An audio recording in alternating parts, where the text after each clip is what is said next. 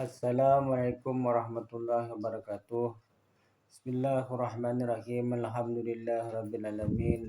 Wassalatu wassalamu ala asyrafil anbiya wal mursalin sayyidina maulana Muhammad wa ala alihi washabbihi ajmain. Allahumma shalli ala sayyidina Muhammadil Fatih lima ughliqa wal khatim lima sabaq nasrul haqqi bil haqqi wal hadi ila siratikal mustaqim wa ala alihi haqqa qadrihi wa miqdarihil azim. Amma ba'd. Alhamdulillah, puji syukur kita tujukan kehadirat Allah Subhanahu wa taala. Salawat dan salam kita tujukan kepada junjungan kita Rasulullah SAW, kepada seluruh keluarga beliau, seluruh sahabat beliau, seluruh kerabat beliau, seluruh zuriat beliau dan orang-orang yang mengikuti beliau hingga hari yaumul kiamah nanti. Dalam kesempatan ini malam kita kembali membuat satu video yang masih berkaitan dengan masalah pekerjaan kita di dalam agama ini. Apabila kita ingin melaksanakan ibadah, wabil khusus sholat dan yang lain-lainnya, maka semestinya kita tuh wajib berwudu terlebih dahulu. Artinya kada bisa kita melakukan sholat sementara kita belum mengambil air wudu, maka terlebih dahulu kita mengambil air wudu.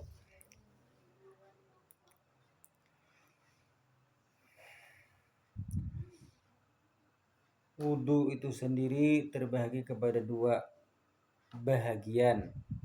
Wudu bahagian pada bahagian zahir dan wudu pada bahagian batin. Nah, artinya kada semata-mata zahir berwudu tapi batinnya kada mengerti dengan apa yang ia kerjakan. Nah, ini jahil juga ngarannya. Sah hukumnya wudunya pada menurut pandangan syariat, sah wudunya menurut pandangan fikih, tapi pada pandangan hakikat wudunya itu adalah batal. Karena apa? Karena batinnya tidak menyertai daripada pekerjaan zahirnya tadi. Hanya zahirnya yang melakukan, tapi batinnya kada mengerti dengan apa yang dilakukan oleh zahirnya. Di dalam pembicaraan ini kita membahas bagaimana kita berwudu agar batin kita juga ikut dalam berwudu. Adapun yang dinamakan dengan wudu zahir itu disebut juga dengan istilah lain yaitu wudu syariat dan wudu tarekat. Yang dimaksud dengan wudu syariat, orang itu mengerjakan wudu sesuai dengan aturan agama, sesuai dengan standar agama. Nah, jadi dilakukannya padahal hatinya, batinnya kada mengerti dengan apa yang dilakukan oleh zahirnya tadi.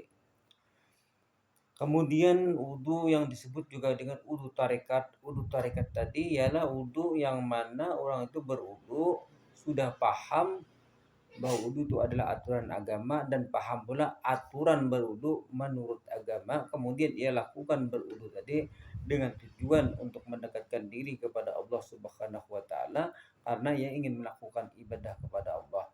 Maka wudu tadi adalah sebuah tarekat baginya, sebuah jalan baginya untuk menghampirkan diri kepada Allah Subhanahu wa taala.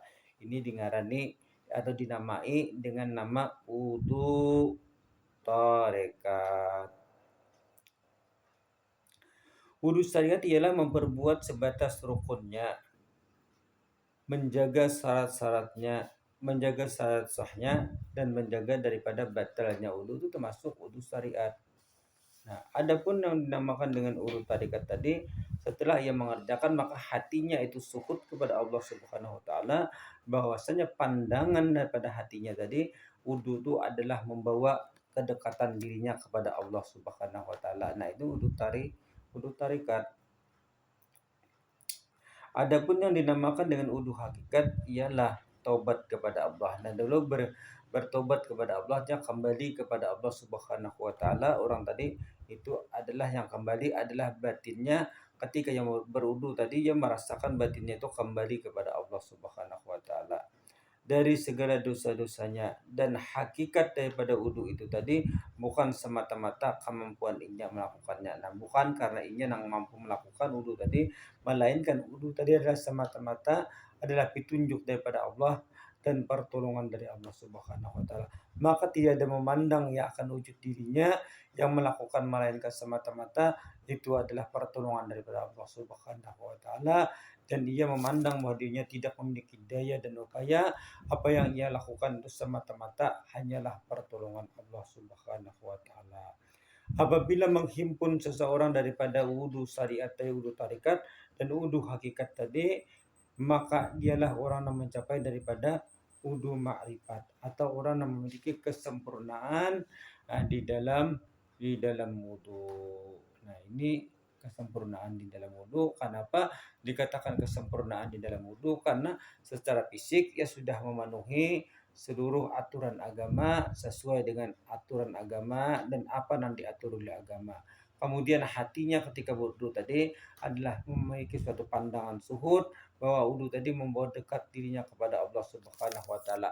Kemudian ia juga memiliki pandangan batin bahwasanya wudhu tadi bukan daripada dirinya, karena dirinya la haula wala quwata illa billah, melainkan semua itu adalah pertolongan dari Allah Subhanahu wa taala, karena ia tidak memiliki daya dan upaya.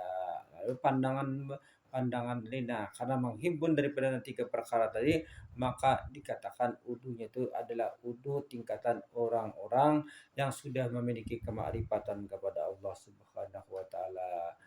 Mudah-mudahan apa yang kita bicarakan di dalam video ini memberi suatu kefaidahan, kemanfaatan bagi kita, wabil khusus dari diri saya pribadi dan juga kepada anak-anak kita dan adik-adik kita dan juga pengunjung channel YouTube ini yang mampir ke channel kami ini bisa mendengarkan video ini, dan semoga video ini sepaham dengan Anda dan kita sama-sama bisa melaksanakannya. Dan dengan keilmuan yang sangat sedikit ini kita diberikan oleh Allah Subhanahu wa taala pertolongannya sehingga kita bisa meningkat kedekatan kita kepada Allah Subhanahu wa taala. Sekiranya hanya inilah yang kami sampaikan dalam video kali ini.